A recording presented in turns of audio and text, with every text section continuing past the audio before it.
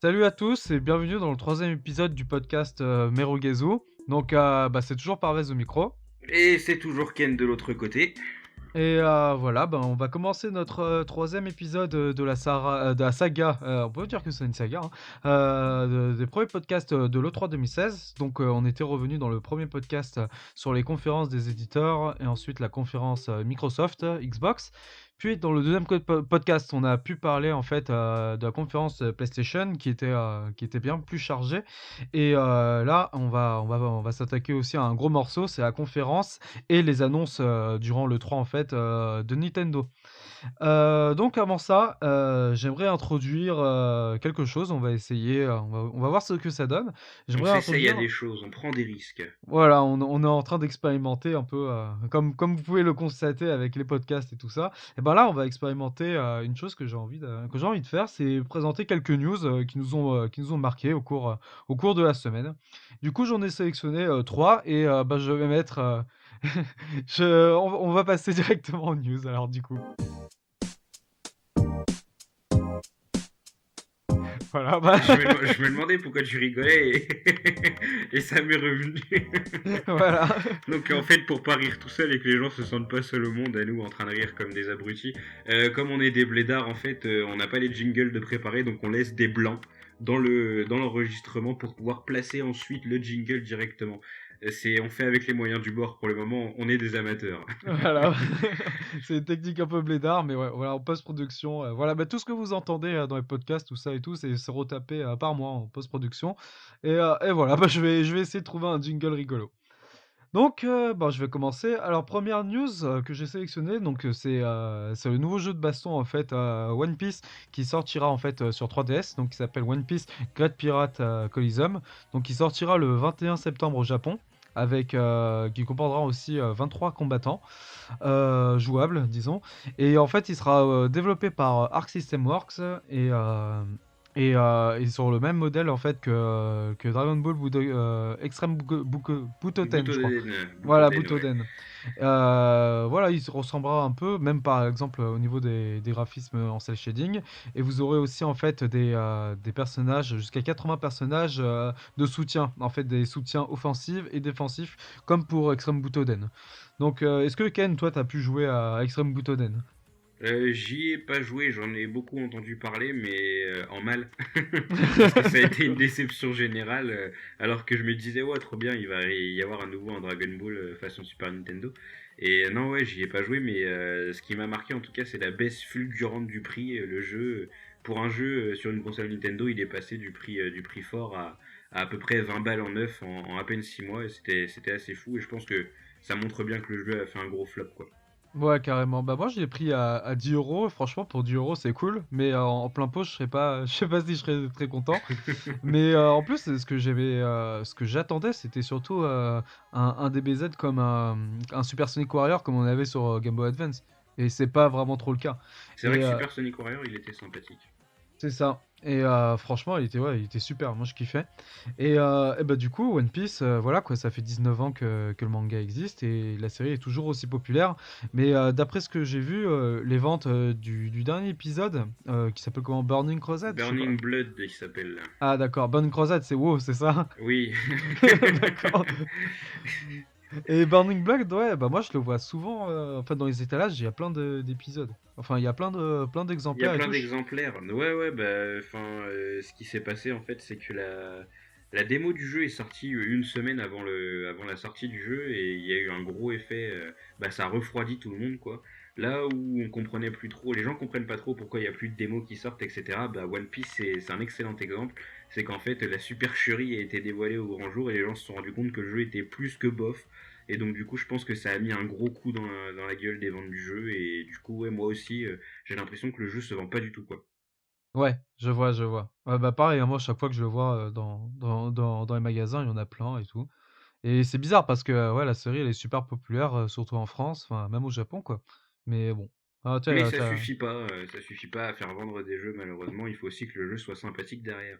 C'est ça. Bah, j'espère que celui-là, il sera intéressant. Bah, je garde un œil dessus. On l'espère. Et je vais passer maintenant à la deuxième news que j'ai sélectionnée. Donc, c'est Hironobu Sakaguchi, donc, le créateur de la saga Final Fantasy et qui est dirigeant aussi de Miss Walker, donc le studio qui a fait, Blue Dragon, Lost Odyssey notamment sur Xbox 360 et aussi, The Last Battle sur, Wii. The Last Story sur The Wii. Last ouais, The Last Story. Last Battle, c'est Ken. Ça, c'est Hokuto no Ken, ça. Sur Super Peut-être, Nintendo. Oui, mais oui. peut-être. Et du coup, oui, The Last Story.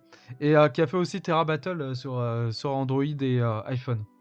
Et du coup, en fait, avec son studio Miss Walker, qui s'attarde que sur du game design et de la communication, bah, du coup, en fait, il a envie de faire un autre studio qui va s'appeler du coup Dawn Walker. Donc, vous voyez le lien Miss Walker, Dawn Walker, et qui va plus se concentrer en fait sur le développement technique des jeux. Donc, sur tout ce qui est game, comment dire, level design, je suppose, tout ce qui est programmation, parce que je sais que dernièrement, avec Terra Battle, c'est pas eux qui ont codé le jeu à proprement parler. Je crois que ça a été sous-traité par une autre entreprise. Par contre, j'ai plus le nom en tête. Et du coup, ben voilà, moi ça m'intéresse parce que peut-être que le Terra Battle World, donc la version console pour console de salon qui a été annoncée depuis un petit moment, va peut-être enfin voir le jour. Parce que moi j'ai joué à Terra Battle et moi j'aime bien. J'ai failli dépenser de l'argent. C'est un free-to-play en fait, où on déplace des cases, où on se tape après avec des monstres et on fait plusieurs donjons en fait. Et on dirait pas comme ça, mais c'est super addictif. Et j'ai failli dépenser de l'argent, mais mon portefeuille m'en a empêché. Mais franchement, ouais, j'attends toujours quand même ce projet là qui a été annoncé depuis un moment. Et bah ouais, bah, Uematsu, donc Nobuo Uematsu, le compositeur des musiques des Final Fantasy et qui a suivi Sakaguchi sur quasiment tous ses projets, bah lui et Sakaguchi, bah, on attend quoi. Enfin, il n'y a toujours pas eu de nouvelles, à part des streams de temps en temps où justement bah, ce nouveau studio là a été annoncé dans un stream. Donc voilà quoi. Enfin, faut voir ce que ça donne, mais j'espère que Terra Battle World sortira un jour. On l'espère. Encore une Voilà. fois. Et là, par contre, on va couper tous les espoirs avec la troisième news. Parce que il s'agit, alors aujourd'hui, au moment où on enregistre le podcast, Mighty Number 9 vient de sortir après 1 milliard de reports. Donc c'était un des projets Kickstarter phares dans le monde du jeu vidéo qui a été mené par Keiji Inafune, donc Monsieur Megaman, entre autres. Oui. Et donc il y avait eu un gros Kickstarter qui avait fait beaucoup de bruit à l'époque. Le jeu a été repoussé, les backers commençaient à gueuler. Et au final, le jeu est sorti aujourd'hui et je pense que ce jour va rentrer dans l'histoire du jeu vidéo parce que c'est scandaleux ce qui s'est passé tout simplement. Le jeu apparemment est bourré de bugs. Les backers, leur code marche pas. Il y a des gens qui se sont retrouvés avec des codes, par exemple, ils sont en zone Europe, ils se sont retrouvés avec des codes asiatiques. Donc les gens qui avaient payé à la base se retrouvent avec des codes qui marchent pas. Le jeu est bourré de bugs et on en est arrivé à un point où Inafune a carrément dit euh, c'est mieux que rien. Voilà. Donc Voilà, je préfère, enfin je sais plus exactement la phrase, mais en gros c'est ça, je c'est suis content, même si le résultat n'est pas parfait, c'est mieux que rien. Au moins le jeu est exactement. sorti. Ouais, c'est Mais, ouf, mais, hein. mais c'est un truc de dingue quand même. Et c'est dommage parce que Kickstarter pour moi c'est vraiment l'avenir entre guillemets. C'est les joueurs qui montrent leur envie de mettre à bien un projet. Et c'est bête que ce genre de personnes qui sont en plus assez réputées dans le milieu niquent complètement la chose en proposant des projets qui sont finis à la piste entre guillemets et ça va pas encourager les gens à baquer dans l'avenir, ça va pas encourager les gens à vouloir se lancer dans Kickstarter alors que pour moi c'est vraiment quelque chose de super intéressant. Après il faut voir comment les autres projets vont évoluer, il y a Yooka-Laylee qui est assez attendu en termes Le de projet projet qui a récolté participatif pas de mal financement. d'argent, voilà, Mm. c'est ça. Donc l'anecdote, Yooka-Laylee c'était les mecs de Rare mais de l'époque Nintendo 64, donc qui ressortent un jeu un peu à la sauce Banjo-Kazooie à l'ancienne. Et puis il y a bien sûr Shenmue 3 aussi qui a adopté ce projet, mais malheureusement je tends à dire et je le dis avec un peu de peine parce que j'ai backé Shenmue 3, j'ai un petit peu peur aussi de ce côté-là et je pense que Shenmue 3 risque d'enfoncer le clou et de mener en quelque sorte à la mort de Kickstarter, en tout cas dans le monde du jeu vidéo. Ouais, Donc ouais, c'est dommage. ouais, j'ai peur aussi que la bulle du financement participatif de jeux vidéo va exploser, quoi, finalement. Parce qu'il faut quand même rappeler, pour les auditeurs qui ne savent pas, Mighty Number 9, ça a récolté 4 millions de dollars. Ouais, sur Kickstarter c'est et pas une sur une petite campagne. somme. Voilà, et en plus de ça, il y a eu aussi une autre campagne de financement sur PayPal. Donc voilà, au total, ils ont eu 4 millions de dollars pour finalement avoir un jeu qui ultra buggé, qui a été repoussé des maintes et des maintes fois. C'est Il est moche au possible. ah ouais, ouais, non, Le non jeu a mais rien pour lui, c'est vraiment. Et ce qui m'a fait rire, c'est que les concept art du jeu, qui montraient un jeu en 2D avec un style un petit peu cartoon, ils sont un milliard de fois plus appâtants que le jeu final, quoi. Le jeu mais final me donne carrément. pas du tout envie, alors que pourtant je me disais, ouais, je vais peut-être soutenir la chose parce que c'est Inafune, c'est un monsieur que j'aime bien, mais au final, je mettrais pas un centime là-dedans, quoi. C'est hors de question. C'est ouais, non, mais c'est vraiment incroyable. Et comme tu l'as dit, Ken, je pense que ce jour, on va s'en souvenir hein, de Mighty Number 9 et tout, mais pour les C'est mauvaises raisons, malheureusement. Twitter a été agité toute la journée par cette débandade totale et je pense que ouais, on s'en souviendra longtemps du désespoir qui a été Mighty Number 9 alors que même si je pense pas que les gens en attendaient beaucoup, on en attendait quand même un minimum et là le minimum est même pas acquis quoi. Donc c'est dommage. Voilà, ça renforce le sentiment que certaines personnes ont que ouais, les jeux indés, tout ça, c'est pas le top, quoi. Enfin, voilà, on a des doutes. Qu'est-ce que je voulais dire? Bah, c'est tout, hein. Qu'est-ce que Ouais, tu veux? on a fini sur le point news et puis voilà. Bah, voilà, bah, on peut Voilà. qu'on Et du coup, on va passer au cœur du sujet, hein, la fameuse conférence Nintendo. voilà. Ce qu'il faut savoir, c'est que cette partie, alors les deux premières parties ont été enregistrées en même temps, et du coup, la conférence Nintendo, on l'a repoussée de quelques jours, parce que ça faisait beaucoup d'enregistrements d'un coup, et du coup, ça fait 3 jours que je suis tout feu tout flamme, parce que j'ai hâte de parler de cette conférence que j'attendais pourtant. Alors, une conférence, c'est un bien grand mot, parce que c'était pas vraiment une conférence, c'était même pas un Nintendo Direct, c'est-à-dire à quel point Nintendo en a plus rien à foutre de l'E3 en quelque sorte. Plus ou Mais moins, ouais. ils nous ont quand même fait une présentation en triage, donc avec des, euh, des représentants de Nintendo dans la communication et du coup des intervenants. Donc on a eu Eiji Aonuma pour Zelda et on a eu Masuda pour Pokémon. C'est ça. Donc ils sont venus tous les deux présenter leur projet. On va le faire en ordre chronologique et entre guillemets on va garder le meilleur pour après. Donc on va commencer par Pokémon. Allez. Je veux ton avis d'abord sur Pokémon parce que justement je sais que tu t'en fous un peu, mais je veux savoir pourquoi tu t'en fous. Bah, en fait, c'est comment dire? Déjà la présentation à la base, c'était Junichi Matsuda. Donc bah, pour resituer un peu, c'est le compositeur de toutes les musiques des Pokémon, donc depuis bah, toutes les musiques qu'on connaît déjà depuis les premières générations. Donc on lui doit beaucoup hein, pour notre enfance. Ah mais carrément, ouais, ouais, ouais, on Ouais. lui doit beaucoup, hein, franchement. Et en plus, il a participé pas qu'aux musiques, il a fait un peu de tout, quoi. Il a touché un peu à tout à Game Freak. Puis après, il est passé directeur à partir des épisodes Ruby Saphir. Et Donc la troisième génération sur Game Boy Advance. c'est ça. Bah, à partir D'accord. de là, en fait, c'est lui qui a plus ou moins pris les rênes des jeux. Et Ouais. moi, je t'avoue que c'est à partir de Ruby et Saphir que j'ai un peu lâché. Tout simplement parce que bah, ça m'intéressait plus trop. Et que en plus, la vraie raison, c'est que tous mes Pokémon que j'ai entraînés dans la version Or, je pouvais pas Les les, transférer. je pouvais pas les transférer. Ça m'a dégoûté. Du coup, j'ai lâché. J'ai complètement lâché Pokémon. Et Je tu sais t'y es jamais remis. me suis jamais remis et je voulais m'y remettre un peu pour Sun and Moon et après pour Pokémon Go qu'on en reparlera un peu plus tard parce Ouais. que ça m'a l'air intéressant. Mais le problème c'est que cette conférence entre guillemets c'est que c'était ennuyeux au possible quoi parce que Matsuda et je sais plus qui était là par contre j'en suis vraiment désolé. Bah ils présentaient Pokémon mais vraiment basique quoi genre on connaît pas que Pokémon comment ça se passe les combats Ouais, tout ça et c'est tout. vrai que c'est ça. C'est genre, eh, regarde, t'as un rival, eh, regarde, il y a des starters, eh, regarde, il y a un Pokémon qui ressemble à je ne sais plus quoi, une fouine ou que sais-je. Bref, un début de Pokémon, quoi. Rien d'extraordinaire. Non, mais ça allait même plus loin que ça, quoi. Il y montrait même, ouais, voilà, ça, c'est les autres herbes. Attention, ça, c'est un trésor Pokémon.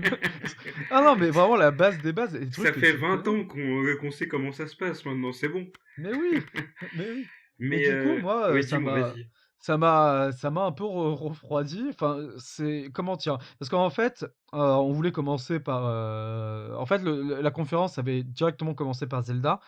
Et comment dire? Ça a déshypé, j'ai envie de dire, le truc, quoi, que tout le monde était, Bah, les tout le gens monde attendaient voulait Zelda, hein. Le chat sur Twitch, c'était du Zelda, Zelda, Zelda, Zelda dans tous les sens. Les gens s'en partout. foutaient pas de Pokémon, mais ils voulaient voir Zelda, quoi. Voilà, on va dire que le main event, c'était Zelda, puis après, Clairement. on était, franchement, moi, j'ai beaucoup de trucs à dire aussi sur le Zelda, là et du coup, voir ça, cette présentation comme ça m'a désintéressé, j'ai même quitté quoi, j'ai arrêté de live tweet ni rien quoi. Bah Et moi en fait je le regardais au boulot et du coup ouais, je le regardais d'un œil parce que c'est ce qu'il fallait faire au final parce que j'ai une pensée pour les gens qui étaient devant leur live Twitch en train de regarder comme ça et se dire mais putain mais qu'est-ce que je suis en train de regarder.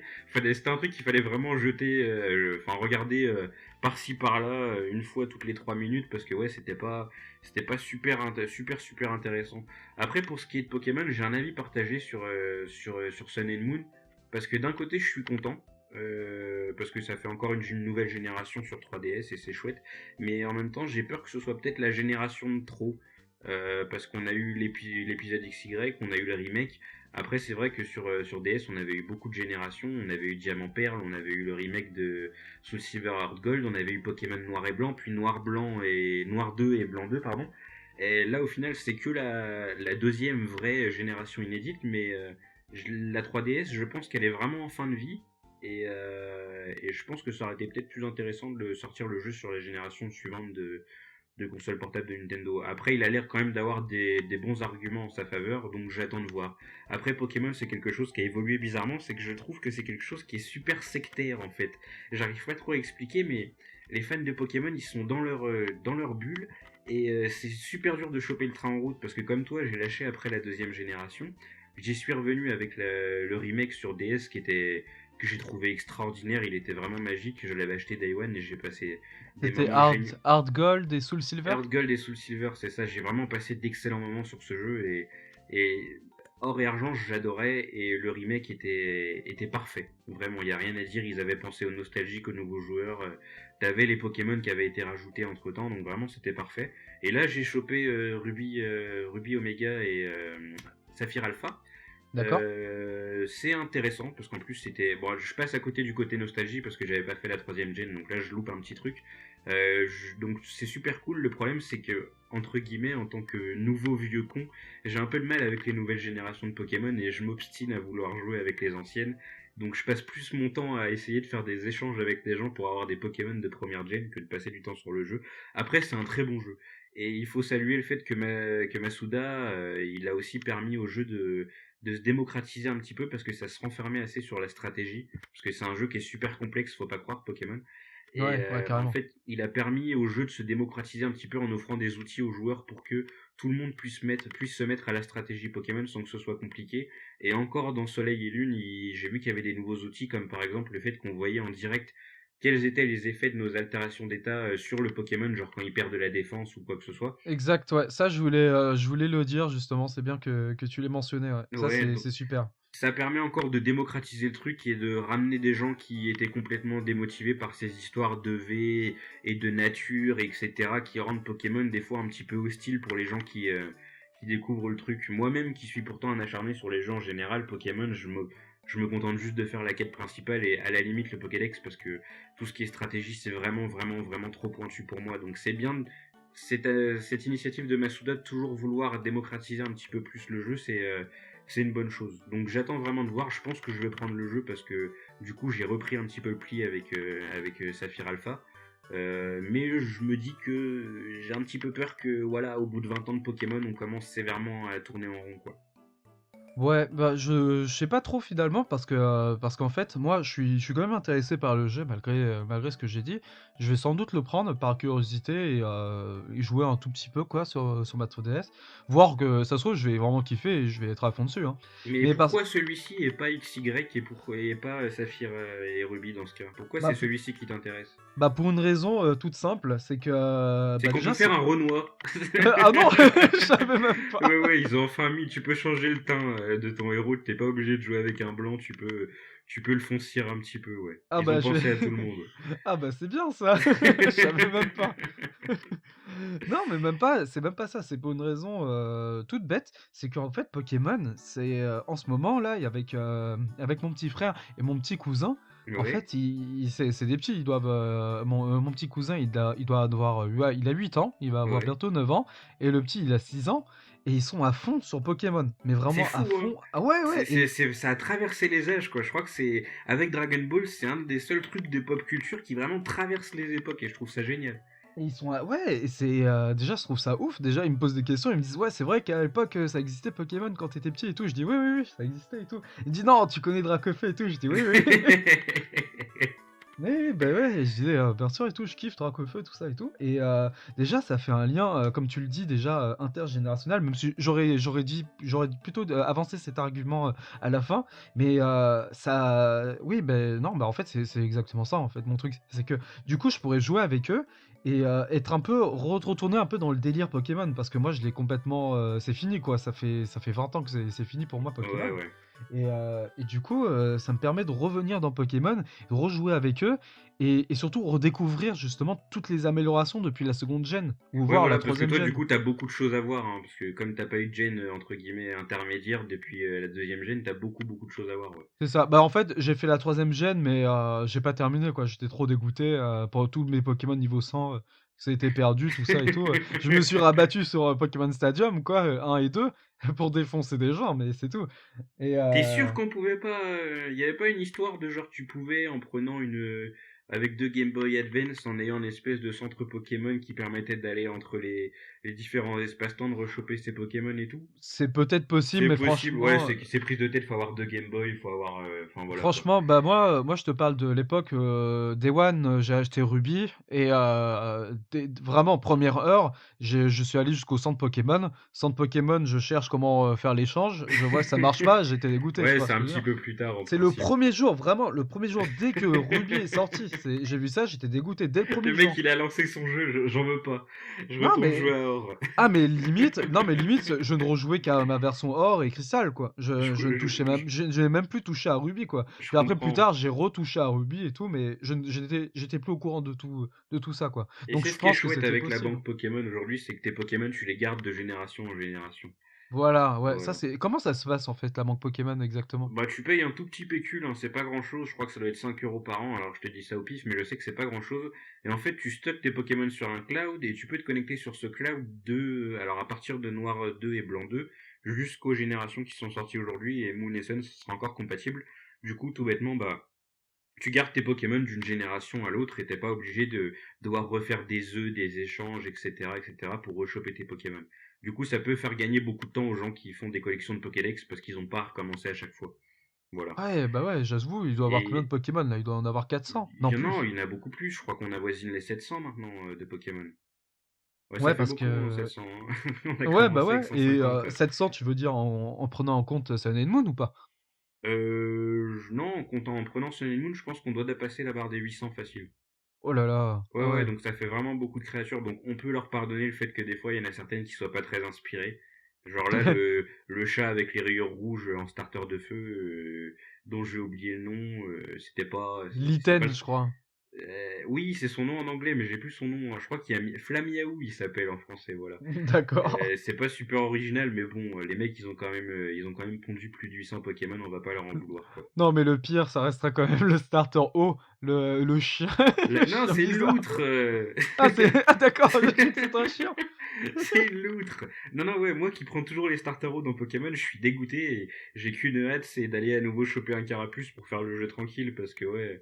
Après, ce qu'il faut voir avec Pokémon dans les starters aussi, c'est comment les Pokémon évoluent, quoi. Parce que t'en as qui sont moches et qui deviennent un peu plus sympas par la suite, et t'en as qui restent dégueulasses, ou inverse, ils sont beaux au début et puis ils deviennent un petit peu dégueux. Donc à voir. Il y a toujours cette petite hype du starter, de découvrir les évolutions par la suite. Mais au Voilà. final, tu vois que Pokémon Sun and Moon, on en parle, mais on parle surtout de Pokémon dans sa globalité. Le jeu en lui-même, il offre des nouveautés. Déjà, il y a les personnages qui sont à échelle entre guillemets humaine. T'as plein de petites nouveautés qui m'échappent. Je sais que le jeu se passe sur une archipel et que tu dois visiter les îles, etc. Ouais. Mais c'est pas des nouveautés transcendantes au final, c'est que c'est des trucs sympathiques. T'as aussi un nouveau Pokédex qui fonctionne avec un Pokémon qui est Motisma, qui est à l'intérieur je crois que c'est Motisma, je dis peut-être une bêtise, mais qui est à l'intérieur du Pokédex. Donc il y a des petits ajouts comme toujours dans Pokémon, mais ça reste Pokémon quoi. Après on peut pas changer on peut pas changer une formule qui gagne. Et je pense que si jamais on mettait un coup de pied dans la fourmilière qui est Pokémon, ça créerait beaucoup plus de mal à la licence que ça lui ferait du bien. Donc bon, pour le moment ça reste comme ça et on verra bien si un jour les gens finissent par se lasser. Carrément, ouais. Voilà. Est-ce que tu veux qu'on passe à Zelda tout de suite ou on se le garde encore pour après? Bah écoute, moi je suis bien chaud pour qu'on commence Zelda tout de suite, hein. On commence Zelda, c'est parti.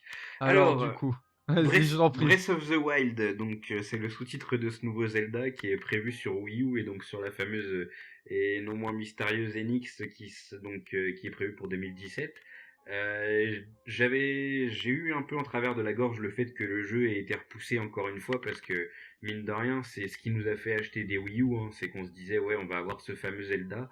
Et puis au final, tout ce que j'avais en travers de la gorge a disparu au moment où j'ai vu le jeu parce que ça valait le coup d'attendre mine de rien et je suis vraiment content de ce que j'ai vu parce que c'est ce que j'avais rêvé au final. Ouais. C'est que Zelda s'était enfoncé dans une espèce de routine. Alors moi j'ai pas fait beaucoup de Zelda, j'ai fait Ocarina of Time, Twilight Princess, Wind Waker et Majora's Mask m'est tombé des mains pendant la phase aquatique parce que elle m'a Oh mon Dieu. non, non, franchement, la phase aquatique m'a tellement énervé. Je comprends même pas qu'on parle du temple de l'eau d'Ocarina of Time alors que le temple de l'eau de Majora's Mask est 1000 fois plus insupportable. À un tel point que j'ai arrêté de jouer au jeu, je me suis dit je m'y remettrai plus tard et c'était il y a 3 mois, je crois. Donc j'ai pas fini Majora's Mask. Mais pour ce qui est d'Ocarina, Twilight et Wind Waker, ils sont tous les trois, vraiment, ils ont le même schéma. C'est que l'histoire, tu la prévois à l'avance, t'as aucune surprise et t'enchaînes les donjons en sachant comment les mécanismes fonctionnent. Tu vas choper telle arme dans le donjon qui va devoir être utilisée pour aller jusqu'à battre le boss. Les Zelda, c'est toujours la même chose. Et là, Malheureusement, ouais. Enfin, voilà. toujours. Enfin, pas tellement. Vas-y, À continue. part par exemple Majora's Mask qui est un petit peu, enfin qui changeait la donne et j'ai vraiment salué ça et je regrette de ne pas avoir continué le jeu parce que je sais qu'il est vraiment particulier. Mais sinon, enfin pour les trois que j'ai fait en tout cas, il y a toujours la même recette et j'ai jamais, enfin une fois que j'avais fini Wind Waker, c'était le premier que j'avais fait, j'ai pas été surpris outre mesure. Et là, je suis content de voir que vraiment les choses ont changé. Je te laisse introduire ton avis et puis après on va discuter de tout ça du coup. Bah le truc c'est que beaucoup de gens oublient que Zelda, donc le premier sur NES, moi je crois le premier Zelda auquel j'ai joué ça devait être celui-là ou sinon Zelda Link Awakening Ouais, donc, sur Game Boy, ouais, ouais, et ouais. qui est d'ailleurs c'est peut-être le meilleur Zelda 2D, j'ai envie de dire. Parce que oui, il faut quand même distinguer les Zelda 3D et les Zelda 2D. C'est important et je l'ai pas fait. Et c'est vrai que moi j'ai fait que des Zelda 3D et c'est donc du coup je confirme, enfin je corrige pardon, c'est les Zelda 3D qui se ressemblent. Les 2D j'en sais rien, je les ai pas fait, j'ai à peine joué à Minish Cap. Ouh là là, ouais, non, mais ils se ressemblent, ils sont tous différents, hein, les Zelda 2D, c'est ça qui est génial, quoi. Moi, je kiffe. Et du coup, en fait, pour revenir à mon argumentation, c'est que dans le premier Zelda sur NES, les gens oublient qu'en fait, Zelda sur NES, c'est Dark Souls. En fait, C'est t'es un vrai. mec, t'es livré à nulle part. Tu ne sais pas quoi faire, ni rien. Tu trouves une grotte, tu vois, il y a un vieux, il dit ah, tiens, prends ça, prends une épée. Et C'est un peu. démerde-toi. T'es vers toi. Et ensuite, tu n'as rien. C'est toi, tu dois dessiner ta carte et tout. C'est toi, tu dois te débrouiller tout seul. Il y a Et si tu. il y a des Vas-y. pièges dans des endroits, genre enfin il y a des arbres à découvrir, c'est un arbre au milieu de 500, faut que tu poses une bombe dessus pour trouver un trésor. C'est vrai que c'est très Dark Souls dans l'approche. Ah, mais carrément, c'est Dark Souls. Et du coup, les gens oublient que. Et comme tu l'as dit à juste titre, du coup, tu l'as dit par toi-même, ouais, Zelda, c'est toujours la même chose. C'est un donjon, hop. À la base, Zelda, c'est l'exploration. Et Ouais. ça, rien que de voir les premières images de Breath of the Wild commencer en fait sur des grandes plaines et tout, dans la nature, tout ça, avec des animaux, tout ça, des feuilles, le vent et tout qui souffle et tout, direct, je me suis dit, enfin de l'exploration comme dans The Wind Waker. Parce que pour moi, Wind Waker, à l'époque, j'avais pas vraiment. Enfin, j'avais un peu internet, tu vois, mais c'était pas aussi démocratique Oui. démocratisé qu'avant et tout. Il y avait trop de secrets et tout à l'époque et tout. Et moi, j'ai perdu du temps. J'ai passé tellement de temps dans l'océan, dans Wind Waker, à chercher des trésors, tout ça, tu sais, avec le grappin et tout. C'est très vrai ce que tu dis. Et j'avais oublié ce côté des Wind Waker, c'est vrai parce que j'y ai rejoué il y a pas longtemps sur Wii U, mais en fait je l'ai pas fait, c'est que j'ai laissé ma famille jouer et elle a fait le jeu en ligne droite et donc du coup Elle a tu pas utilisé tu... une soluce ou quoi? non même pas, mais tu sais elle l'a fait en ligne droite, ça veut dire que elle est pas du genre à fouiller, à essayer d'aller à des endroits où faut pas aller, c'est on lui dit d'aller à tel endroit, elle va à tel endroit. D'accord, ouais. Et du coup, en la regardant jouer, j'ai oublié que moi, ma partie de Wind Waker, elle était complètement différente. C'est-à-dire que je passais des heures sur Mercantile à faire à trouver des petits trucs en parlant au PNJ, à aller faire de la chasse au trésor pendant des heures, comme un gamin, quoi, tu vois. Et c'est vrai qu'il y a Ouais, ce côté voilà. dans Ou Wind à Waker, en refaire des effet. donjons pour rien, tu vois. Genre, Ouais, voilà. vraiment. Bah, bon, c'est un peu rien à voir, mais c'est un exemple. Cet exemple me vient en tête. C'est comme les personnes qui me disent, ouais, MGS5, je l'ai fini en 60 heures, en 30 heures et tout. Moi, franchement, MGS5, j'ai passé plus de 130 heures. Et Bah, pour j'y ai encore joué aujourd'hui, je suis à 150 et ouais, ça m'énerve aussi les gens qui. Mais ça, c'est un autre débat, on fera un podcast entier sur voilà, MLS. de toute façon, il en faut, hein, parce que Voilà. on me le réclame déjà, on me l'a déjà réclamé plusieurs fois. Et il y a beaucoup de gens en plus qui vont en parler, donc c'est cool parce qu'on a des avis qui divergent. Mais ouais, pour revenir un peu à Zelda et MGS avec cet exemple, c'est que ouais, à chaque fois ils me disent ouais, mais comment t'as fait pour passer autant d'heures et tout, mais ça va pas quoi, le jeu il est pas bon ou je sais pas quoi et tout. Je lui dis bah tout simplement, je me suis amusé. J'ai pris mon personnage, j'ai fait le con, je me C'est suis ça. baladé, j'ai exploré et tout. Et ben pour moi, Zelda c'est ça, c'est l'exploration, c'est trouver des trucs, trouver des secrets et tout. Et malheureusement, en fait, avec les jeux vidéo d'aujourd'hui et avec l'avènement d'Internet, c'est on n'a plus de secrets, on n'a plus de cet esprit d'exploration et tout. Ouais, On on a est, plus cette envie de chercher, ça nous prend la tête, on perd vite patience, c'est vrai. voilà. Et les premières images de Breath of the Wild, direct, dès que j'ai vu ça, je me suis dit, oh là là, c'est l'exploration, ça m'a fait penser vraiment à toute cette époque que je croyais vraiment révolue. Et ça m'a même fait penser, en fait, avec la musique très Ghibli et tout, et l'ensemble de couleurs très Ghibli-esque, Ouais. Est. Ouais. Tu t'es aventuré dans un truc délicat, là. Je l'ai entendu, je me suis dit, oula. C'est très studio Ghibli hein, quand tu vois les musiques, quand tu entends les musiques, pardon, quand tu vois l'esthétique du jeu, toute la direction artistique, parce que faut dire ce qui est techniquement, d'après les images de gameplay qu'on a vu et le trailer qu'on a vu, techniquement c'est pas ouf, mais artistiquement c'est vraiment super beau. Je sais pas ce que t'en as pensé. C'est vrai, et j'ai eu le sourire aux lèvres en t'entendant ouais, justement évoquer ce début de jeu, etc. J'ai un truc qui se passe avec Breath of the Wild, c'est que dès que je vois des images du jeu, j'ai envie d'y jouer, j'ai envie de découvrir. Et c'est justement un sentiment que j'avais un petit peu perdu.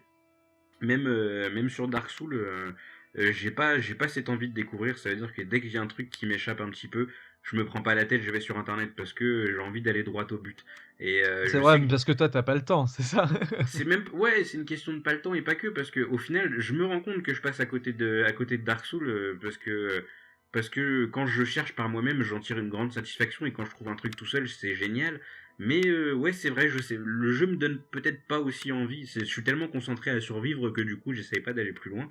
Et mais là, par contre, quand j'ai vu Zelda, ouais, j'ai vu cette grande plaine et j'avais juste envie d'aller partout, quoi. Tu vois, genre d'aller fouiller dans le moindre arbre, dans la moindre grotte et tout. Et ils ont vraiment réussi à reprendre l'esprit Zelda 1, justement. Et je pense que ça, vraiment, c'est ce que Zelda 3D aurait dû être à la base.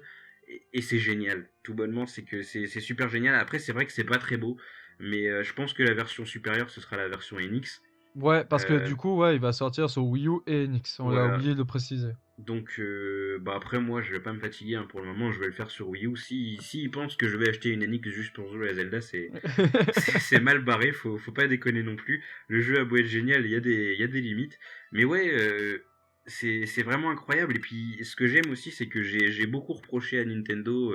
J'avais fait un papier là-dessus. Et souvent dans mes papiers, j'ai besoin de remettre une petite piqûre de rappel. Nintendo, ça fait 3 4 ans, et peut-être même un peu plus, ils prennent plus du tout de risques. Ça veut dire qu'ils se sont enfermés sur eux-mêmes. Ils nous ont fait, je crois, 4 New Super Mario Bros. T'en as eu 2 sur console portable et 2 sur console de salon, ouais. Ouais, sans compter Sans New Luigi Bros, compter, là. Super Luigi. sans compter la donne, sans compter Super Mario Maker qui est encore, enfin, même si c'est différent, c'est encore du Mario 2D sur des trucs qui ont déjà été faits. Ouais, il n'y a pas Euh, eu de Mario 3D, quoi. Vrai Mario 3D, je veux dire, c'est ça. exploration en Bon, 3D, quoi. il y a eu 3D World, mais bon, enfin voilà quoi. C'était pas extraordinaire. Et puis Zelda, c'était que des remasters. Et puis même en dehors de ça, la Wii U, ça a été la formule. On sort le Kirby de la console, le Yoshi de la console, le Star Fox de la console et basta. Et je me disais, mais merde, à quel moment ils vont se réveiller, à quel moment ils vont se rendre compte qu'il va falloir qu'ils se bougent. Et puis là, boum, Zelda. Et plus fou encore, il y a Miyamoto qui a dit il y a très peu de temps, parce que j'ai vu ça sur Gamecult ce matin, c'est qu'il veut aussi faire évoluer Mario. Donc je me dis, putain, enfin, si même Miyamoto se rend compte que c'est le moment de faire bouger un petit peu les choses et que s'il continue comme ça, les gens vont se lasser. Et c'est ce qui explique en partie l'échec de la Wii U. Et là, Zelda, ça change totalement et ça respire la modernité. Et, et c'est génial. Après, il y a ce petit truc, il y a cette petite appréhension que les gens ont et que je comprends parfaitement. C'est que là, pour le coup, pour le moment, de ce qu'on en a vu, Nintendo, ils se sont pas placés en précurseur avec Breath of the Wild, ils se sont placés en suiveur. C'est qu'ils ont pris un petit peu, pas dans le sens péjoratif du terme, mais ils ont été prendre un petit peu ce qui était bon partout dans le jeu vidéo occidental et japonais, dans la direction artistique japonaise avec les Ghibli, comme tu l'as dit, Voilà, ouais. dans les RPG japonais aussi, sûrement aussi dans ce qui a été fait dans Dark Souls, parce qu'ils ont compris que c'était faisable avec Zelda. Ouais. Et du coup, les gens ont peur que le jeu soit une espèce de patchwork, tu vois ce que je veux dire? C'est Ouais, qu'on je on vois, colle des ouais. trucs ensemble, et est-ce qu'au final, à la fin, ça va matcher? C'est une bonne question, je pense. Après, Ouais, pour le coup, je fais tu quand même penses, confiance à... excuse-moi de te couper, mais ouais, tu penses notamment en fait au tout ce qui est système de crafting et du loot à outrance. C'est ça, c'est qu'au final, c'est pas un truc que Nintendo maîtrise. À part dans Animal Crossing. sinon, D'accord. sinon, Nintendo, le crafting, le loot, toutes ces histoires de stuff, etc. pour ton perso, c'est pas un truc que Nintendo a l'habitude de faire. Bon, après, il y a Fire Emblem, mais c'est pour tout ce qui est stuff, etc. Mais c'est une autre histoire. Et je me demande comment ils vont se sortir. Comment, encore une fois, un développeur japonais va s'en sortir avec l'open world. Parce que c'est quelque chose qui revient assez souvent dernièrement, c'est que l'open world c'est à la mode. Zelda ça a toujours été un open world, si ce n'est, enfin c'est un des précurseurs de l'open world avec la version NES. Ouais, Et exact. est-ce qu'ils vont réussir à gérer cet open world? Parce qu'ils nous montrent une plaine qui est gigantesque. Niveau narration, pour le moment, c'est bon. Apparemment, c'est volontaire, c'est pour pas spoiler, mais c'est proche du néant. Comment ils Mmh. vont réussir à rythmer cet open world? Est-ce qu'ils vont pas tomber justement dans les travers qu'a pu connaître Kojima avec l'open world de Phantom Pain? Donc ça, c'est... Il y a des questions qui sont légitimes à propos du jeu, parce qu'on peut pas se dire juste ouais ça va être trop bien parce que c'est Aonuma et Miyamoto et nanani nanana. C'est Nintendo aujourd'hui, ils ont à nouveau à prouver des choses, et donc les questions sont légitimes, mais je leur fais quand même confiance et je sens que le jeu va être vraiment dingue. Et ça fait Ouais. longtemps que j'avais pas attendu un jeu comme ça. Bah depuis Phantom Pain en fait. Ouais, bah, ouais, carrément. Enfin, ça franchement, je saurais pas, je dirais pas, comme toi, mais ouais, franchement, c'est un jeu que j'attends énormément, quoi. Et comme tu l'as dit, ouais, franchement, Aonuma, il a dit qu'il va changer tout ça avec, en mettant en fait en place l'exploration au centre du gameplay de cet open world. Mais franchement, d'après ce que j'ai vu dans Skyward Sword, pour avoir un peu joué, c'est très. Parce qu'ils avaient dit la même chose. Mais finalement, en fait, tu vois en fait que tout est, comment dire? Tout est morcelé, tu vois ce que je veux dire? Oui, je vois. Là, tu as la plaine, puis après tu as un donjon, puis après tu as ça et tout. C'est comme dans Phantom Pain, c'est exactement comme tu as dit. Parce que dans Phantom Pain, tu as une grande plaine dans le monde ouvert, puis après là tu as une petite base. Là, en fait, c'est quadrillé, tu vois? Exactement. Après, Phantom Pain, c'est un petit peu plus compliqué parce que le fait est que dans Phantom Pain, t'es pas l'élément, enfin, en théorie, t'es pas l'élément puissant et tu dois toujours te cacher en permanence. Du coup, pour ce qui est de l'open world de Phantom Pain, moi, je suis jamais allé en mode libre, entre guillemets, tu sais, le mode où tu te balades comme ça, etc. Ah, moi C'est tout que, le temps. c'est Ouais, vrai, enfin. moi, je faisais tout depuis l'hélicoptère, en fait. Dès que je devais commencer une mission, je la commençais depuis l'hélicoptère, mission secondaire, pareil. Parce que, comme il y a des bases un petit peu partout, tu peux pas te promener librement. C'est qu'à chaque fois que tu arrives près d'une base, faut que tu te planques, que tu butes les mecs, etc. et que tu repartes.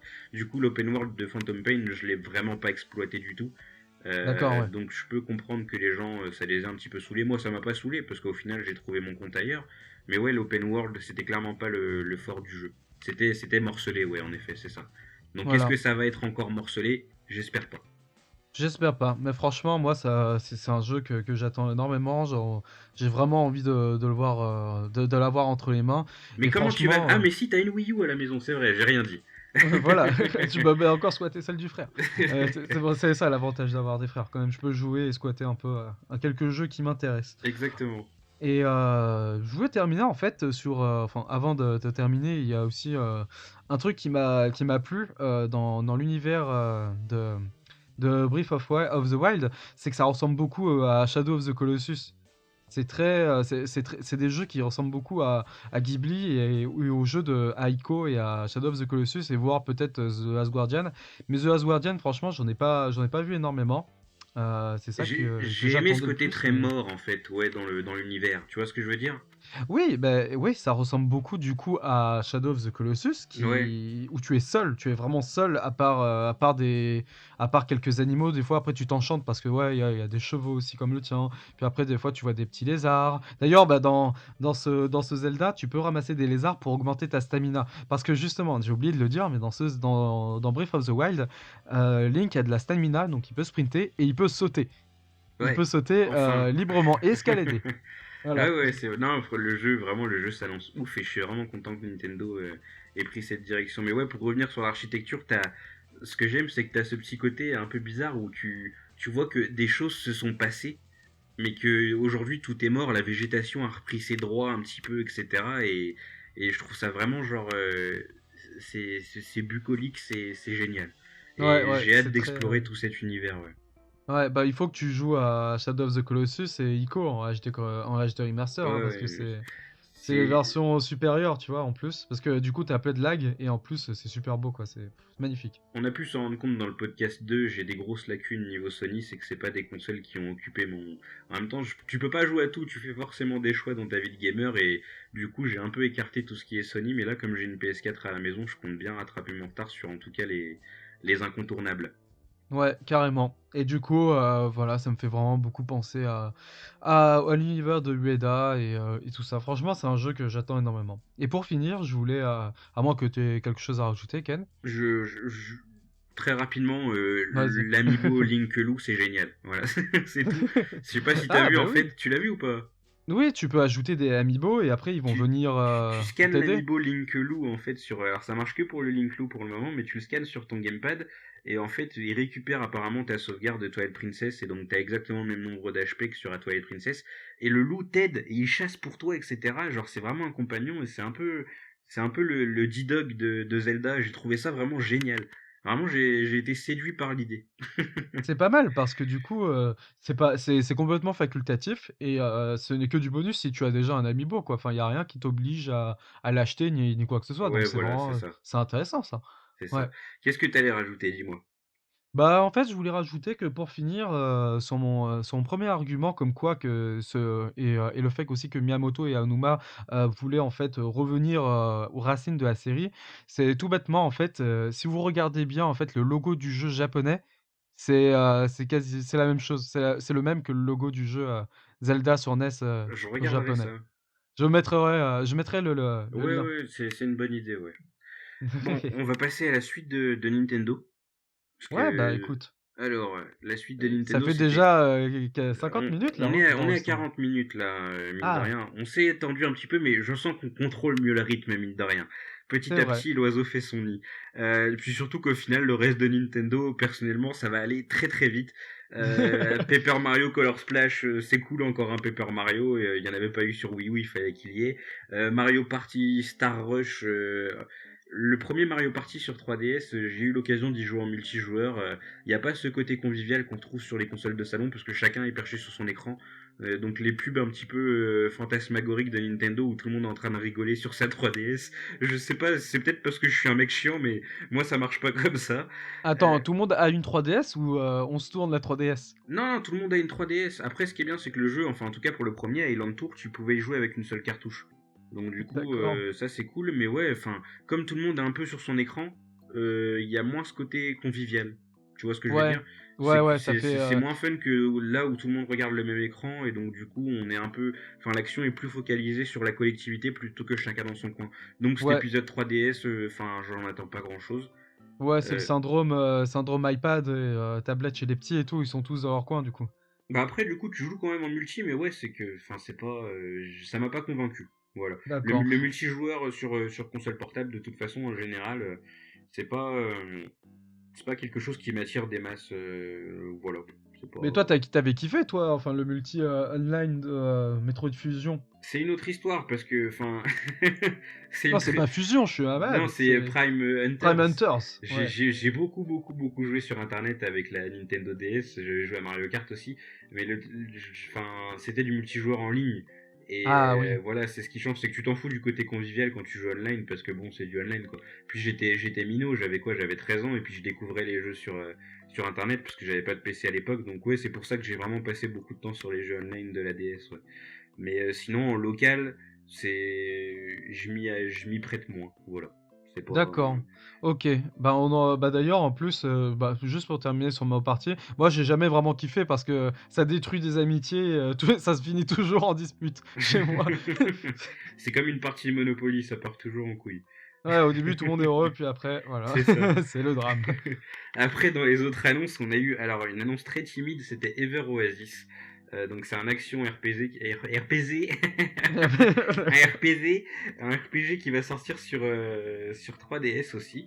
D'accord? Ça a l'air sympa, c'est un peu un mélange de Fantasy Life et de Zelda. Faut voir ce que ça va donner, hein. Après, je pense que niveau action RPG, on a aussi un petit peu fait le tour sur 3DS. Disons qu'il y a les gros mastodontes et puis qu'il y a eu des jeux qui ont marqué justement comme Fantasy Life. Il y a Monster Hunter Génération qui arrive cet été. C'est ça, ouais. Je sais pas si le jeu va réussir à se faire une place. Après, ça peut être un bon compromis, un bon compromis au fait qu'il n'y ait jamais eu de Zelda 3D inédit sur la console. Donc Ouais. je mélange peut-être un petit peu tout, mais ça permettra d'avoir un action RPG, putain mais décidément, RPG, un action RPG qui a de l'ambition, parce que mine de rien, le jeu a l'air d'avoir quand même un minimum d'ambition, même s'il a été présenté un peu dans l'anonymat. Ouais, ça ressemble un peu à World of Final Fantasy et je sais pas trop quoi penser en fait. Je sais pas quelle cible, à quel public C'est vrai que ça il se ressemble beaucoup à ça, destine. ouais. Je sais pas du tout. Parce que t'as, comme tu l'as dit, t'as Monster Hunter Génération, il va sortir le 15 juillet. T'as déjà tous les joueurs de Monster Hunter 4 Ultimate qui lâchent pas leur 3DS C'est ça. depuis. Ils vont tous se ruer dessus. Bah, il Il y a reste les qui, autres qui quoi? seront sur Pokémon à la fin de l'année aussi, donc ouais, il y a Voilà. pas. Faut voir. Enfin, peut-être que le jeu sera une bonne surprise. Après, comme d'hab, on salue l'initiative de proposer des nouvelles IP, donc on va pas Hmm. cracher dessus. Mais faut voir à qui ça va plaire dans cette fin d'année qui va être un petit peu chargée sur 3DS, quoi. Mais peut-être que ce jeu va plaire aux personnes qui vont apprécier le prochain jeu dont tu vas parler. Et c'est Yokai Watch. Ouais. T'es fort. Non, Eh mais oui. Yokai Watch, c'est un petit peu particulier. Enfin, je sais pas si c'est. Enfin, au Japon, je sais que ça fait un carton de ouf. Je crois que Yokai Watch 2, c'est. Donc, il est sorti depuis des plombes au Japon, mais je crois que c'est le 2 en Occident, c'est le 3 au Japon. Enfin, bref, voilà. Je pense que c'est trop japonais, Yokai Watch, en fait, pour l'Occident. Pour le moment, ça semble pas trop porter ses fruits. Il y a le dessin animé qui est sorti. Bon, après, je peux aller dans un raccourci super rapide, c'est que c'est pas ma génération. C'est un peu comme les mecs qui avaient 20 ans à l'époque où Pokémon s'est sorti, c'est genre, ouais, je comprends pas l'engouement, j'arrive pas à m'y mettre, et c'est peut-être au final la même chose, c'est que, bah, en dehors de l'univers, parce que l'univers a l'air sympathique, hein, ce principe de fantômes, etc., qui ont chacun leur petit vice et qui du coup pourrissent la vie des êtres humains, je trouve ça vraiment génial, mais j'aurais pu m'y essayer si le gameplay était pas si particulier. Parce que je sais pas trop T'as si. joué à la démo, c'est ça? Ouais, ouais, et en fait, le truc, c'est que le jeu fonctionne avec un système de roulette, et enfin, t'es un peu spectateur. Du coup, là où j'aurais pu, mine de rien, m'y essayer parce que c'était tentant, le gameplay m'a complètement largué, donc je sais pas du tout si ce sera pareil pour Yokai Watch 2, parce que du coup, enfin, honnêtement, c'est pas un truc sur lequel je me suis attardé, mais si c'est Ouais. toujours le même principe, bah encore une fois, ce sera sans moi, quoi. Ouais, je comprends. Mais c'est vrai que moi aussi, au niveau du gameplay, j'ai pas trop accroché parce que justement, c'est un système de roulette. Tu fais rouler, voilà, tu fais rouler pour les certaines attaques et tout. Mais quoi qu'il arrive, en fait, le combat se fait tout seul. Donc, je trouve ça un peu bizarre. Ouais, t'es vraiment spectateur et c'est vraiment. Je pense que c'est adressé vraiment à un public très très jeune. Et je sais pas si en France, ils ont déjà diffusé le dessin animé Il sur me semble Gulli. que si, c'est déjà diffusé, hein. Ouais, Il me bah, semble bien. parce que je sais qu'aux États-Unis, ça a pas trop pris la sauce, mais je pense, moi, franchement, que ce jeu, il peut marcher hein, chez les petits, hein.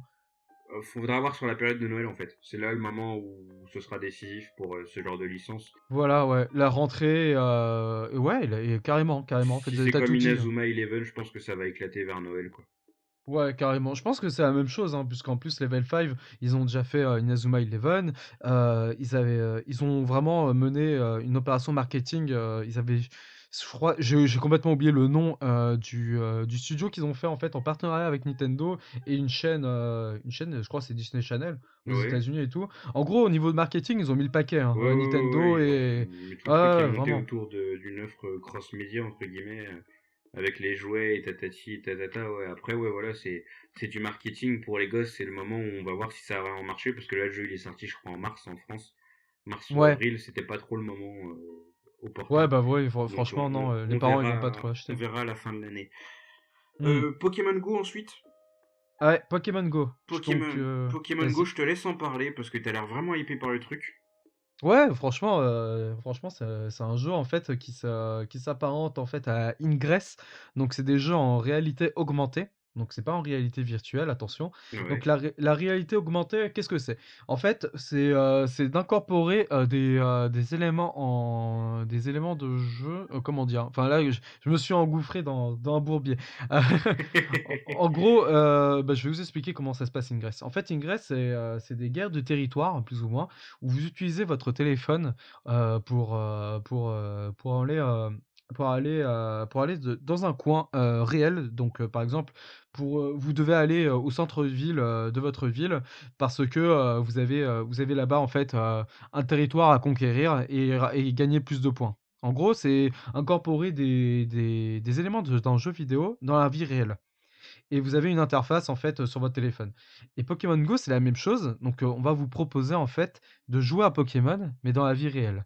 Et déjà, rien que ça, c'est un truc de ouf. Parce que du coup, vous devez aller chercher des Pokémon dans la vie. Donc, il faudra sortir physiquement de chez vous, aller chercher des Pokémon en regardant bien sûr votre téléphone, mais les chercher en fait. Par exemple, ils sont cachés vers l'église de votre ville. Par exemple, ils sont cachés vers le centre commercial, tout ça et tout. Il y a des Pokémon vers là-bas et tout.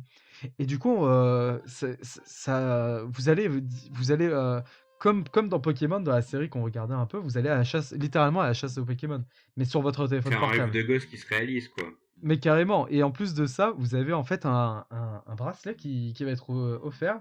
Donc d'après ce que j'ai compris, d'après ce que tu m'as dit, le Alors, un bracelet il bracelet sera. offert, non. Ah Parce non, il n'est que pas offert. Voilà. Et non, en fait, pardon. c'est Oui. le prix est justifié par le bracelet. C'est-à-dire que tu peux jouer au jeu tout bêtement en téléchargeant sur ton téléphone. Donc ça te coûte que dalle, mais du coup, il faut que tu aies l'initiative de sortir ton téléphone pour...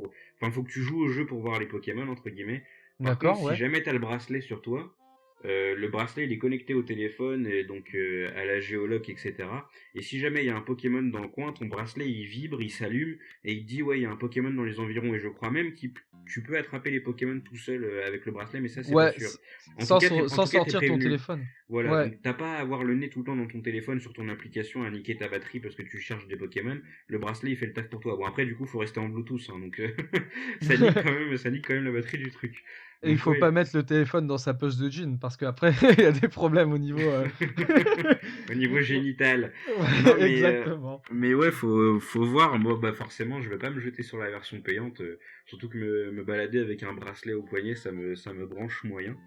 C'est vrai que Euh, passer un certain âge, c'est un peu compliqué d'avoir un bracelet parce que le bracelet c'est une Pokéball quoi. Ouais, wow, oui et non, ouais, c'est clair. Après, le Pokéwalker sur Earth Gold et Soul Silver, c'était un petit podomètre qui te permettait de faire gagner des niveaux à ton Pokémon en marchant. Donc tu peux en gagner un par jour, je crois. Ouais, mais Et ça c'est beaucoup plus discret c'était qu'un bracelet. discret, voilà, c'est ça. C'est Mm. que tu le foutais dans ta poche et on n'en parlait plus. Là, ouais, t'as le bracelet avec la Pokéball. Bon, après le but, c'est quand même d'assumer sa passion. Mais le truc est trop cher. De toute façon, je trouve que c'est gadget pour un truc qui est vendu 35 balles. Ça aurait été un petit peu moins cher, à la limite, on aurait pu en discuter.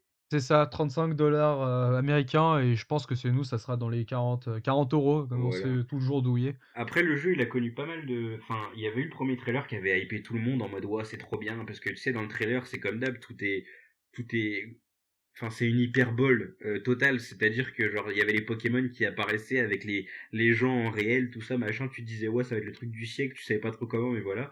Et au final la première version du jeu est sortie et ouais c'était un truc tout moche où tu vois genre ton appareil photo qui capture l'image qui est devant toi et puis il y a un Pokémon qui apparaît comme un con Ouais, comme ça en 3D. en 2D tout moche C'est et un peu tout. dégueulasse, tu vois, mais ils ont réussi quand même à rendre le truc un petit peu plus attrayant.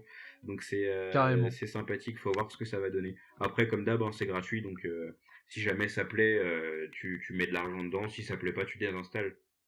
Ouais, carrément. Faut Comme voir. Hein. l'app elle est gratuite, franchement ça vaut le coup d'essayer. Voilà. Et Après, pour dernière les autres jeux, précision, ouais, dis-moi. oui, dernière Vas-y. précision, en fait pour le moment on peut attraper donc dans Pokémon Go que des Pokémon de la première génération. Oui, et pour les nostalgiques connards comme nous, Les qui ne nostalgiques. pouvons pas, les nostalgiques qui ne pouvons pas blairer les Pokémon passer la 3G, bah c'est une bonne nouvelle, mine de rien. Voilà. Donc voilà pour Pokémon. Après, pour les deux autres jeux mobiles qui sont connus de la part de Nintendo, Fire Emblem et Animal Crossing, on a eu zéro info dessus.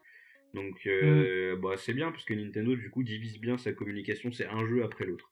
C'est qu'on a ouais. on a eu Pokémon Shuffle Et Mitomo, enfin Pokémon Cheval c'était encore un peu avant, c'était un peu différent, mais on a eu Mitomo, maintenant on a Pokémon Go, ensuite on aura l'autre. Je trouve que c'est bien de fragmenter comme ça évite de perdre les gens en proposant trop d'un coup. C'est ça. Et, Je suis d'accord. et voilà, bon, on a fait le tour pour Nintendo. Aussi, juste de petits trucs en flash comme ça, on est au courant. Donc, dans Metroid Fédération Force, on pourra scanner le Amiibo Samus pour avoir un skin Samus. Moi, Sérieusement. je prends ça juste comme un énorme bras d'honneur aux gens qui ont gueulé parce que c'était pas Samus dans le jeu. Va te claquer 15 balles pour aller acheter ton Amiibo Samus, tu pourras avoir un skin Samus. Non mais ouais, non mais C'est un carrément, énorme troll de la part de Nintendo. c'est n'importe quoi de A à Z. Franchement, je vais juste rajouter mon petit grain de sel, mais franchement, quand t'es fan de Metroid, tu vas même pas l'acheter, quoi. De toute façon, ce jeu, tu t'en bats les couilles. Il faut le renier, quoi. Enfin, c'est n'importe quoi. Après, attention, parce que enfin, on tombe encore une fois dans les travers des fans de Devil May Cry qui avaient renié le jeu pour une histoire de cheveux. Peut-être que Fédération Force, il va être cool, hein, on sait pas. Après, forcément, Ouais, on est déçu par la tournure du truc, et c'est vrai que le jeu a l'air un peu blédard, ça a l'air d'être un Metroid Prime Hunters du pauvre. Et être un non jeu mais du pauvre d'un jeu qui a 10 ans, c'est chaud. Non, mais c'est même pas un Metroid Prime du pauvre, c'est un jeu multijoueur bizarre, il joue au football, c'est n'importe quoi. En fait, autant je suis d'accord avec toi pour, Devil May Cry, mais là, en fait, le Metroid, Fédération Force, il ressemble en fait au Silent Hill Book of Memories sur PS Vita, qui s'est transformé en un vieux hack and slash tout pourri, Ouais, tout c'est que moche, le jeu de en base est dénaturé, multijoueur. quoi. Voilà, il est complètement dénaturé. Pour moi, c'est pas un Metroid. Ce Metroid-là, c'est juste en fait un jeu qui surfe sur la vague pardon, Rocket League, et ils veulent se faire de l'argent en multi, en faisant un jeu multi, voilà, et qui a le skin d'un Metroid, c'est tout, et qui n'a que de Metroid que le nom. Et bah, il se cassera la gueule, et tant pis pour lui. Bah Voilà. voilà, tant pis. Donc, bah, on a fini avec cette conf Nintendo. On est à peu près dans les temps. Du coup, on va un petit peu réduire pour les jeux qu'on voulait évoquer qui étaient hors conférence, entre guillemets. Bah, Ouais. compte rendu de cette pseudo-conférence Nintendo, c'était beaucoup mieux que l'année dernière où ça faisait sévèrement pitié avec les marionnettes et où vraiment j'étais dans un malaise profond. Ils ont présenté peu, mais ils ont présenté des trucs sûrs. Ils m'ont hypé. Après, j'attends le TGS pour peut-être avoir plus d'infos sur leur console parce que, mine de rien, c'est le nerf de la guerre qui approche. Enfin, moi, j'étais un peu déçu quand même malgré le fait que je suis super enthousiasmé par Zelda et que j'attends avec curiosité Pokémon.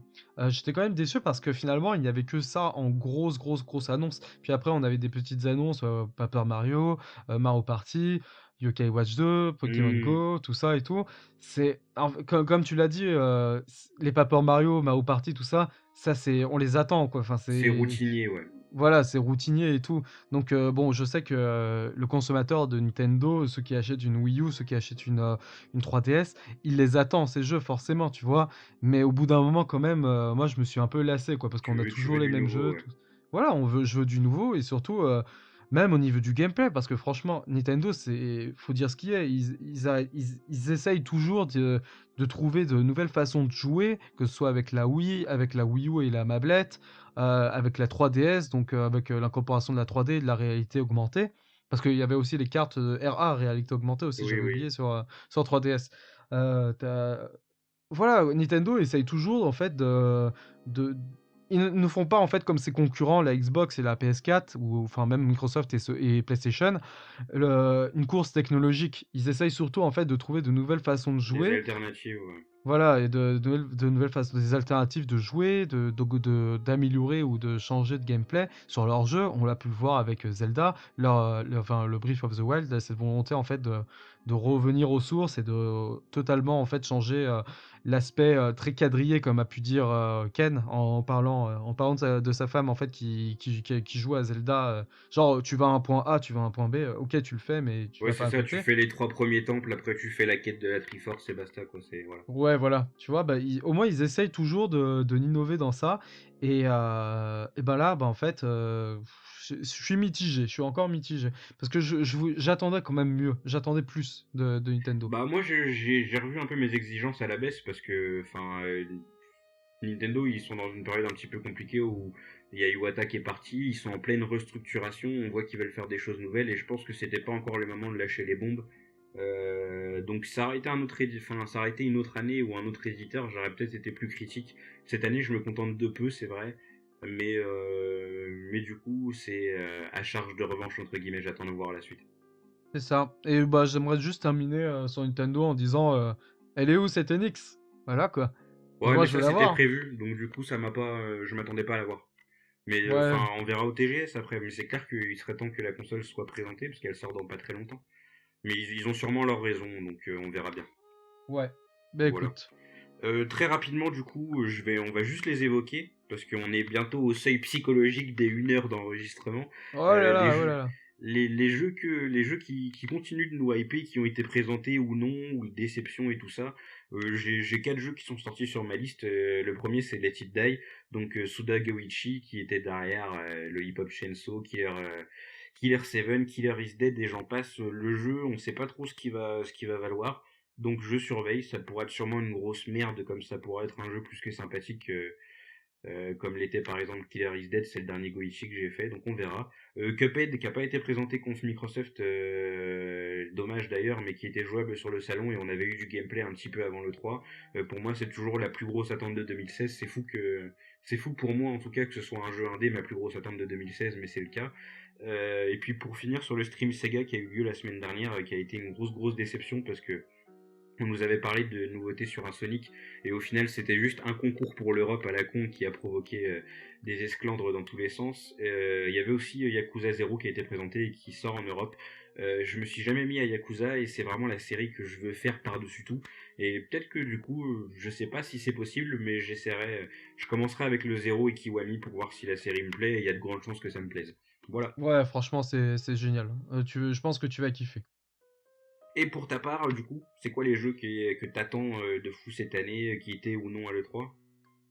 Bah en fait, j'avais déjà un peu plus ou moins évoqué dans nos attentes en fait, tu sais, dans l'article qu'on avait fait. Oui. Et pour les top attentes. Et du coup, en fait, là, j'aurais pas beaucoup en tête. J'ai juste, comme je l'ai noté, enfin, comme je l'ai dit avant, The Last Guardian. Donc, Ouais. bah, en fait, il était présenté un tout petit peu pendant la conférence Sony, mais il n'était pas jouable au public, d'après ce que j'ai cru, en fait, sur le 3, mais les journalistes ont pu y jouer. Donc, ça, franchement, ça, c'est un jeu, comment dire, on a enfin une date de sortie, donc ça sera le 25 octobre, si je dis pas de bêtises. Et ça, c'est ce qu'on attendait depuis un moment. Et franchement, je vais pas refaire le podcast 2, mais ouais, non, non, ça c'est obligatoire. C'est au Day One obligatoire. Tu vois ce que je veux dire? Ah, c'est Ça, c'est normal, vraiment. c'est un c'est- monument du jeu vidéo qui va voir le jour.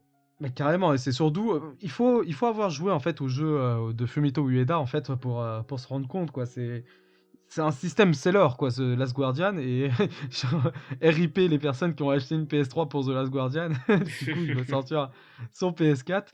Mais ouais, non, mais vraiment, du coup, le fait de dire que voilà, là, il y a une date, là, vous êtes sûr qu'à cette date, vous pourrez l'acheter, bah là, du coup, franchement, si vous n'avez pas une PS4, achetez une PS4, achetez The Last Guardian, quoi. C'était la même, si ce n'était pas encore fait pour MGS. Mais encore, MGS, vous avez, c'est un multiplateforme, donc c'est pas trop grave. Mais là, du coup, une grosse exclue comme ça, c'est super important, quoi. C'est vraiment un jeu que j'attends énormément. Et il y a aussi un absent que j'ai noté et qui va revenir bientôt. Donc c'était Nioh qui n'était pas présenté. Donc il y avait une nouvelle démo jouable à l'E3 qui était disponible. Donc les journalistes ont pu y mettre la main.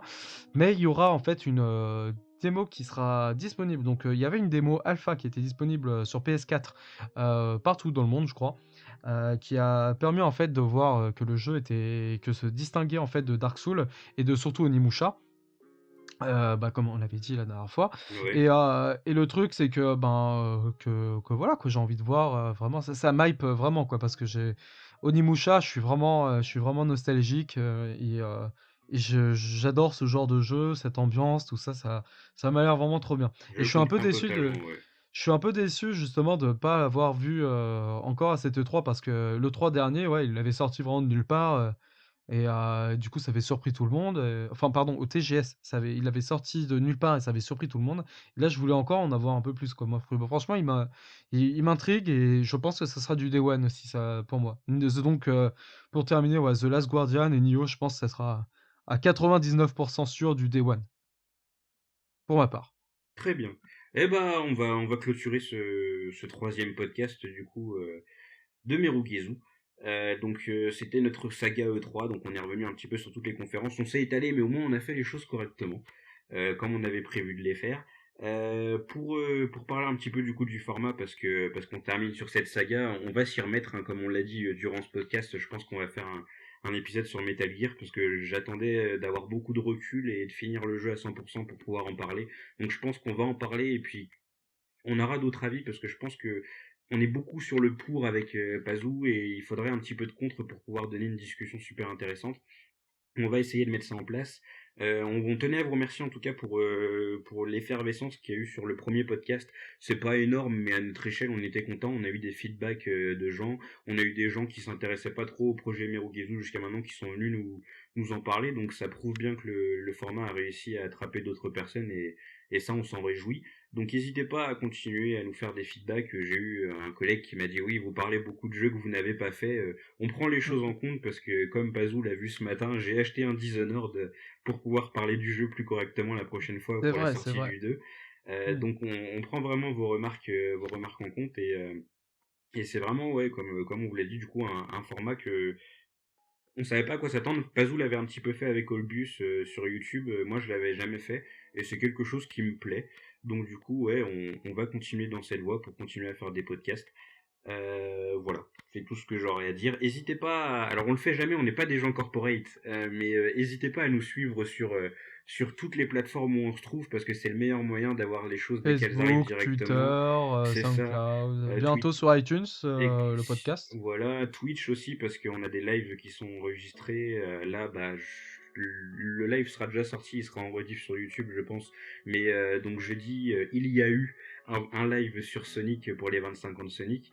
Donc on Ouais. essaye de faire vivre un petit peu le projet, et on est gonflé à bloc, et bah, en espérant que ça plaise. Voilà. Je te laisse conclure, Pazou. Bah écoute, je pense que tu as déjà bien, bien tout conclu. On est bon au niveau du temps. On Ouais. a remercié, franchement, super. Moi, ça faisait un moment que je voulais faire des podcasts. J'en écoute depuis des années, hein, maintenant. Et avec notamment l'apéro du Capitaine, les podcasts Gameblog, mais bon, ça, il faut pas le dire. Et il y a plein de. Ouais, non, mais ouais, et ZQSD, bien évidemment. Enfin, tout ça, quoi. Franchement, moi, c'est un média que je voulais tester depuis un moment. Et là, c'est la première fois que j'ai l'occasion de le faire. Donc, d'autant plus que c'est pour Merugezu. Donc là, ça me booste encore plus, quoi. Et bah, j'en suis vraiment très content. Et j'espère continuer dans cette lancée. Et merci encore énormément pour les retours qu'on a eu. Voilà. Eh bah, on vous souhaite une bonne fin de journée, matinée, soirée, ou qu'importe le moment auquel vous nous écoutez.